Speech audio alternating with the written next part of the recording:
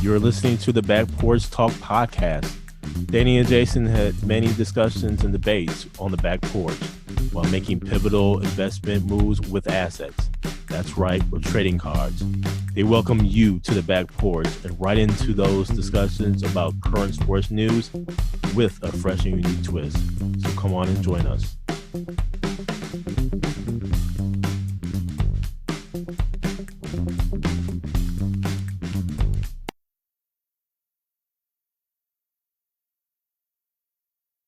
Welcome to the Back Porch Talk podcast. I'm your co-host, Jason. It's your co-host, Danny. And look, fans, we have a fun-filled show for you today. We're going to talk a little bit about J.J. Watt, the Milwaukee Brewers. It is spring training. Baseball is upon us. A little bit about the NBA. And then we have a very intriguing trading card scenario, one in which I still have no idea who I'm going to pick. But first, to J.J. Watt, him signing this 2-year contract with the Arizona Cardinals. That contract is 2 years worth $31 million with $23 million guaranteed. I don't think a lot of people knew that he was going to actually go to Arizona. I think they were thinking the likes of the Green Bay Packers because he obviously played for the Wisconsin Badgers, the likes of the Pittsburgh Steelers because he has brothers there. Cleveland Browns was another option. Tennessee Titans within a division was another option. But the Arizona Cardinals, I don't think anyone really saw that coming. How interesting it is for J.J. Watt to go to the NFC West. I'm shocked. I think this move is going to really force the hand of the Seattle Seahawks and their draft picks. Russell Wilson has indicated that he's getting tackled too much. He's getting sacked too much. And I think the Seattle Seahawks may have thought, okay, well, to satisfy Russell Wilson, let's go ahead and probably just draft an O-lineman, maybe in the first, second round or what have you, and then we're good. Mm-hmm. I think this totally changes their draft strategy in where I can see them picking multiple offensive linemen because they're going to need somebodies to really filter out and substitute throughout the course of a game because Arizona D-line is wicked. They're going to be coming all game. And so I just believe that they're really going to go ahead and just draft some offensive linemen. So, yeah, very interesting. What say you, Danny? We talked offline about this. There was a tweet sent by DeAndre Hopkins a couple weeks back where he was like, why don't you come over here, play with us? And no one really paid too much attention to it, obviously, because J.J. Watt was throwing smoke signals to other teams saying, hey, Cleveland, hey, Buffalo, hey, Green Bay. But he totally did a 180 here, man. And it is rumored that Cleveland and Indianapolis actually offered him more money, allegedly. And I thought Indianapolis would have been a nice fit as well. So for him to take Arizona, and he made mention on ESPN.com about one of the main reasons he did it was of Kyler Murray, him being a winner and wanting to pair up with Kyler Murray, play with DeAndre Hopkins again, and then also the defensive coordinator, Vance Joseph. So there were a lot of clues prior to him actually announcing he was going to Arizona, but it just didn't make sense from Arizona's standpoint, just due to all the needs they have, and to offer him that type of contract and more or less hamstring them from improving their team in other areas where they have need. It definitely caught me off guard. So it'd be very interesting to see, like you said, and then too, if you think about San Francisco as well, right? How are they going to prepare for this within the division? And looking at that division, we thought it was competitive this year. Depending on how free agency goes and the draft goes, this could be another gauntlet year for that NFC West. It is going to be wicked. Definitely an interesting move for sure, man. It caught me off guard, and we'll see what happens. It sets the tone for the rest of free agency for sure. Definitely. And now to the Milwaukee Brewers. We are on the horizons of the baseball season starting, which begins April 1st. They have been in the playoffs. They have actually been doing a pretty decent job. We'll see what happens here. Christian Yelich had a terrible season last year on a shortened season. but terrible nonetheless. And he is really looking to have a better season this year. One of the major moves that they made was getting Wong from the St. Louis Cardinals. And it's going to be really interesting because I think that really solidifies the infield defensively. I mean, Wong is a two-time Golden Glove winner. In reading some of the articles, I mean, they're saying that the NL Central is weak. They're saying how we'll see. I think the Brewers are going to be right there. I do like the fact that the Brewers went for it. They went for Justin Turner from the LA Dodgers. They went for him. They didn't get him, but they still went for him. That says a lot to me about the mindset of the Brewers. At least they're going for it. They're not as focused in terms of settling. They're not settling for the team that they have. They're going for the team that they want to have, a championship squad, a divisional winner. And for a small market team to really do this, to me, speaks volumes. For so many years, Danny, we've witnessed terrible baseball from the Milwaukee Brewers. Yes. I would say over the past few years, we have witnessed the Brewers really kind of going for it here.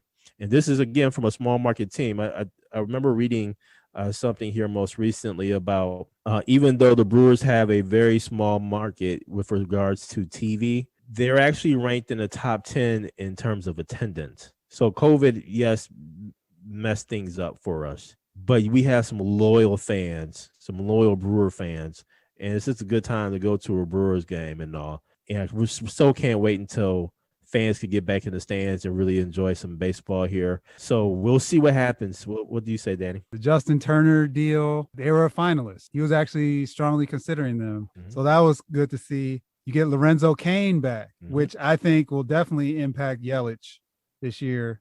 Yep.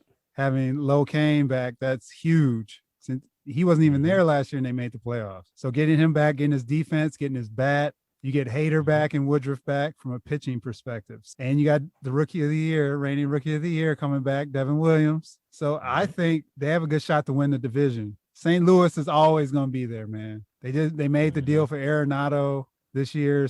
They're always going to be in it. So I can see the Brewers either winning it or taking second in the division. I think the Cubs are going to fall back a little bit. I think they're in line for a good season. And two, if something will be different, Ryan Braun will be gone. This gives them a fresh look, put Yelich and Lo Cain as the faces of the franchise and make moves as needed, but I think they're in a good position.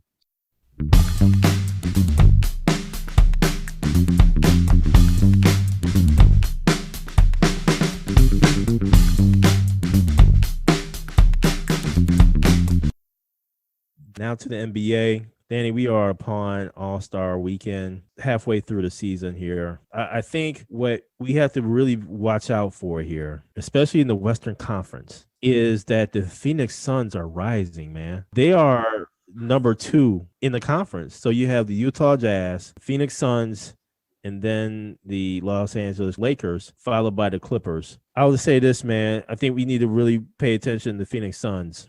Granted, yes, Anthony Davis is hurt, and the Lakers have been missing people. Even tonight, LeBron is not playing against the Kings. I will also say this too, man. When we talk about the second half of the season, the Milwaukee Bucks, they're still in it, okay? As of right now, they're only 2 games out of the number 1 seed. So you have Philadelphia 76ers. You have the Brooklyn Nets, a half game out. And then you have the Milwaukee Bucks, 2 games out. So even though the Bucks lost by like 30 points or something like that against the Denver Nuggets last night, the Bucks are still within grasp of the number 1 seed in the Eastern Conference. To add to that, in this second half of the season, Danny, yes, the end of March going into April, the Milwaukee Bucks has a very interesting stretch. In that stretch, out of their 10 games, 9 of them are going to be on the road. But let's break down how this road schedule is, because they're going to be crisscrossing the entire country with this schedule here. Okay. Yep. So March 29th, they're at the LA Clippers. March 31st at the Lakers. So basically they're staying in Los Angeles for a few days.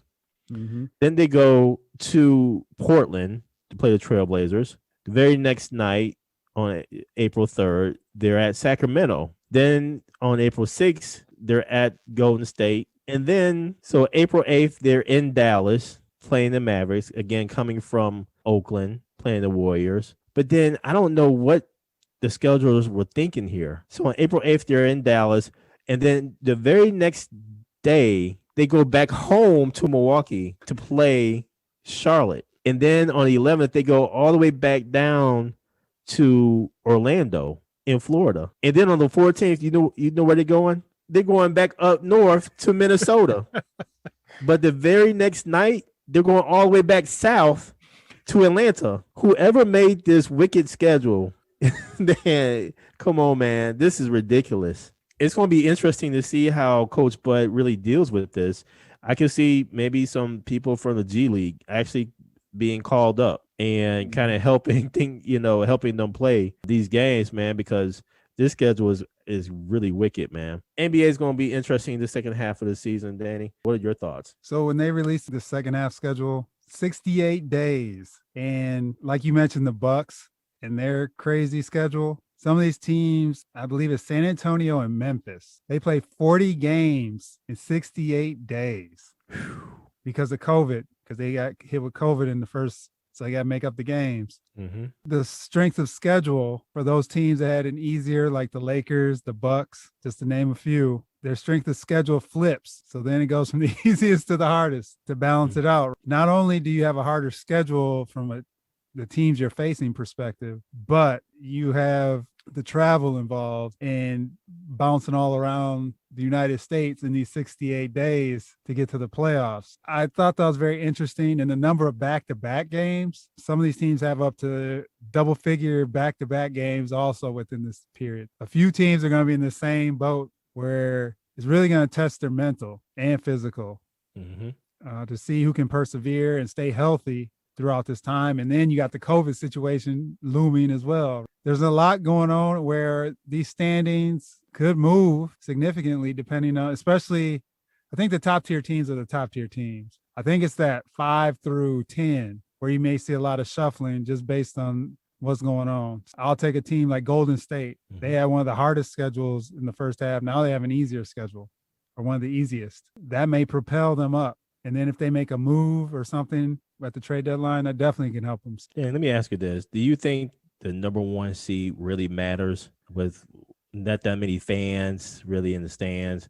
Who knows how many fans are going to be available in the playoffs?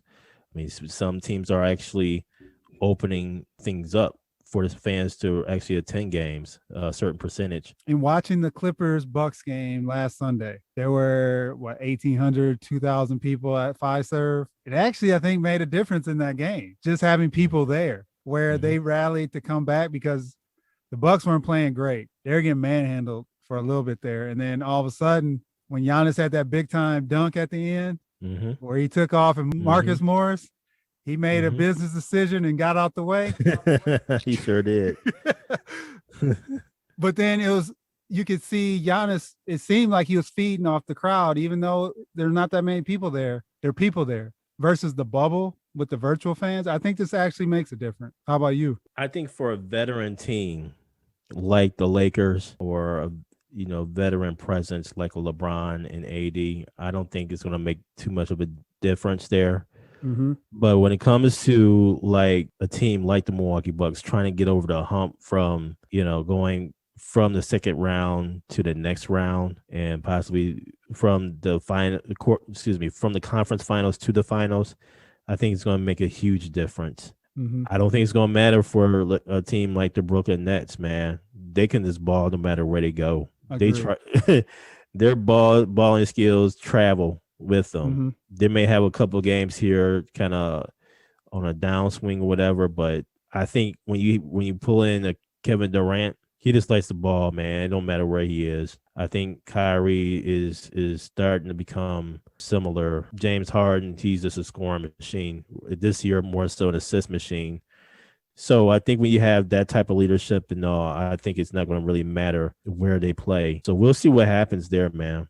Now, a very intriguing trading card scenario. Danny, what we got? So, Jason, tonight's trading card scenario involves Nikola Jokic's 2015 Panini Prizm rookie card for Joel Embiid's 2014 Panini Prizm rookie card. Couple quick bios for Nikola Jokic.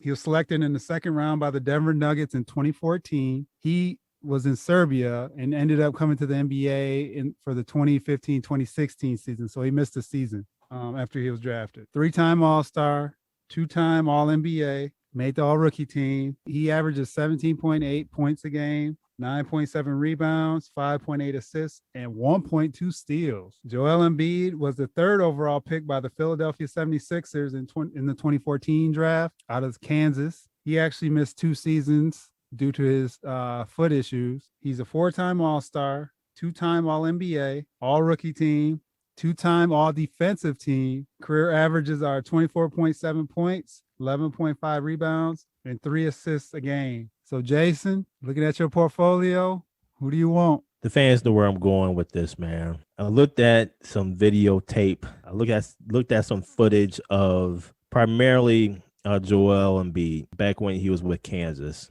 When he was with Kansas. And I looked at the footage and obviously was very impressed. I understand why the Philadelphia 76ers selected him number 3 overall, even with the foot injury. The potential is definitely there. This whole comparison between Joel Embiid and also Hakeem Olajuwon, I did not understand it. I still do not understand it, but I understand it maybe just a little bit more in watching footage of Joel Embiid at Kansas. At Kansas, he was a lot lighter. He wasn't as heavy. And so it seemed like he obviously had the opportunity there to have the as Shaq would say, the feet work of a Hakeem Olajuwon. But it's been a number of years since then, and Joel Embiid is not as agile as he was in college. So, and his footwork is not as good. So this comparison between Hakeem Olajuwon and Joel Embiid has got to stop. Olajuwon was something to behold, especially down in the post. So much so, there's footage of LeBron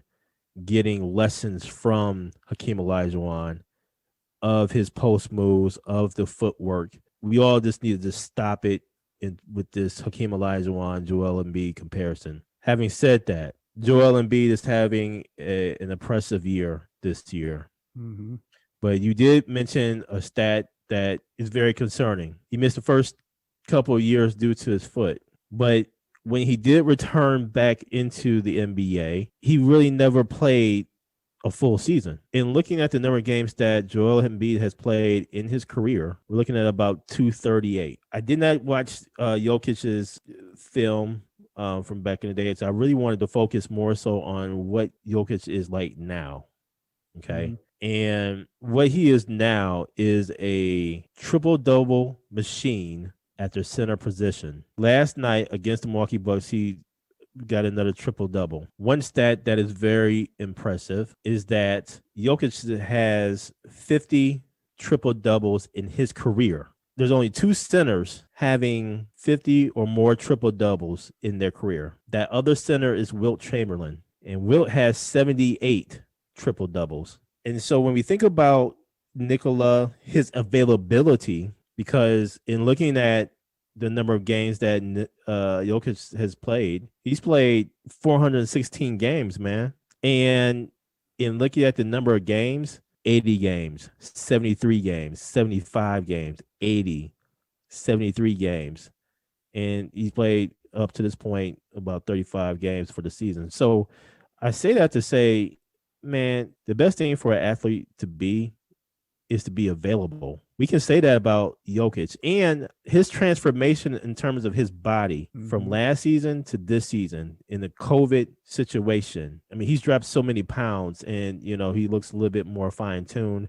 He's playing a lot better. I mean, Jokic is having a phenomenal season. I mean, he's averaging, like you said, Danny, 27 points, 11 boards, 8, close to 9 assists a game, man. He's having an impressive season, MVP-like season. So this has been very difficult for me, man. But when I look at Joel Embiid, and I'm thinking about last year's All-Star game, man, and where all the All-Stars were focusing in on Joel Embiid. Mm-hmm. He was the one getting easy buckets. He was the one lifting his team. They would go to him down in the post. They would go to him. And that says a lot, especially in the All-Star game, to be a star amongst stars. And so this has been difficult, man, but I'm going to have to go with Jokic on this. I'm going to have to go with Jokic because of his availability, the fact that he has 50 triple doubles. I mean, I mentioned before that he's the only other center besides Wilt to have 50 or more triple doubles. Man, just the fact of how agile and versatile he is on the court. The fact that he can shoot free throws, he can pass. He just needs the right pieces around him. And again, I have to really concentrate and focus in on the availability. That speaks volumes to me. Mm-hmm. So with that, man, I'm gonna have to go with the Joker. And looking at these two from a card perspective, they're very comparable. Thinking about looking at Joel Embiid. Joel Embiid is in the East.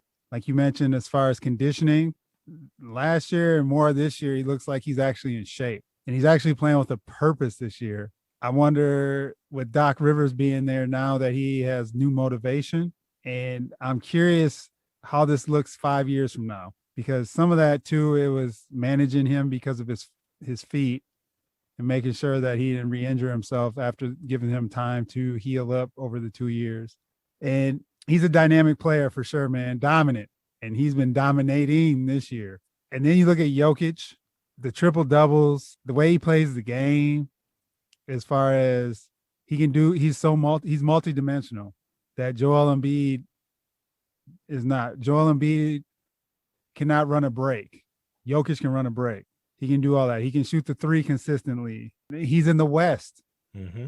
And then you look at the playoff performances. This is where I was going to go with it. Besides the availability piece, was the Joker has been to the Western Conference Finals. That being said, man, and Joel Embiid, he hasn't been there. They flamed out in the playoffs. Granted, they've had some tricky matchups, and they had a Kawhi Leonard touch the rim shot to put them out of the playoffs when Toronto beat them to go against Milwaukee in the Eastern Conference Finals. So from a card perspective, I'm going to go with Joel Embiid's card. Whoa. I think Jokic is a better player. I'm looking at the card. I think Joel Embiid just has a little more cachet from the card perspective. I think Jokic, I don't think he gets enough pub. You look at Luka Doncic versus Jokic, and the comparison, like the publicity, Jokic is he just does his thing. And I don't know if it's because he's in Denver. I put like this, and this is a very interesting discussion here, though. I think it's because he is in the Western Conference and it is Denver. I think by them being in the bubble last year, I think they did get a little bit more press, more coverage than if they were not in the bubble. But no, that's an interesting point. I think, even in the Western Conference, there's a lot of players who don't get nearly enough hype and pub because the games are on too late. Yep.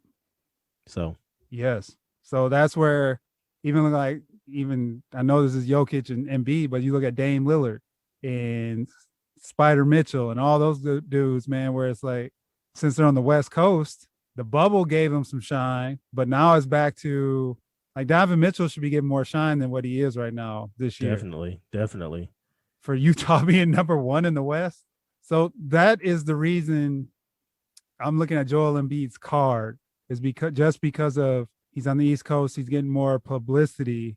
He's more of an out front type player, where Jokic doesn't get the publicity. So I think that may take a small hit on his card value.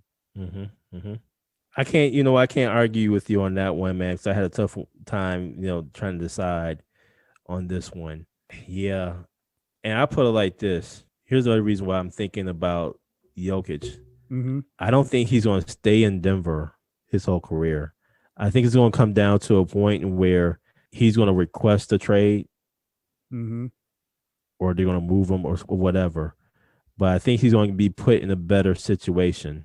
I think by the Denver Nuggets not re-signing Grant, he went to the Pistons. I think really messed up their team. And so I can see Jokic honestly requesting a trade or wanting to be moved in a couple of years here. I really can see that. So the big question is, when he does go to another team, will that elevate him even further? Yep.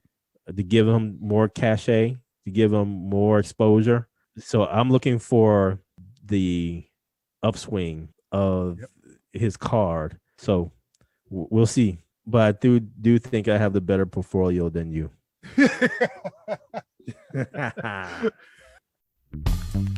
Thank you for joining us at Back Porch Talk Podcast. You can also join us on Twitter by tweeting us at back_podcast. For more information, you can go to our website, which is backporchtalkpodcast.com. You can also email us at backporchtalkpodcast@gmail.com. Again, thank you for joining us, and remember that there's enough hate in the world, so go ahead and spread a little love.